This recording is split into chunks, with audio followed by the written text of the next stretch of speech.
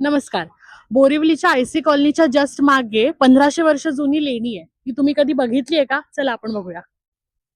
आता आपण उभे आहोत मंडपेश्वर महादेवांच्या मंदिराच्या समोर. या मंदिराला पोर्तुगीजांचा आणि मराठ्यांचा इतिहास लाभलेला आहे.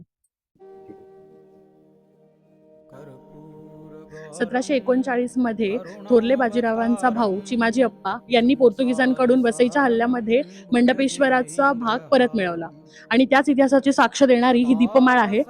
आणि योद्ध्यांनी परत शिवलिंगाची स्थापना या मंदिरात केली.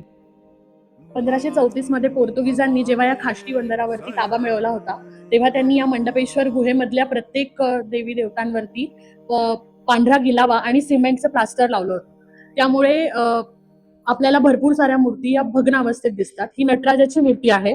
अतिशय सुंदर. जेव्हा ती पूर्ण अवस्थेत असेल तेव्हा ती खूपच सुंदर असेल. हे आपलं चॅपेल यातील वरच्या भागावर बांधलेलं आहे. त्याचे काही अवशेष आपल्याला बघायला मिळतात.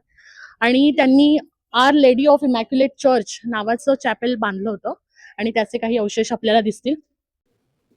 यासोबतच शिवपार्वतीचा विवाह म्हणजेच कल्याण सुंदरम आणि अंकासुराची शिल्प देखील इथे आहेत.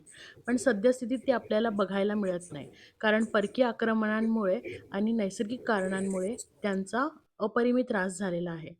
तरीही या मंडपेश्वर गुहेला नक्की भेट द्या आणि अशाच ऐतिहासिक माहितीपूर्ण व्हिडिओजसाठी फिरस्ती सायलीला नक्की फॉलो करा.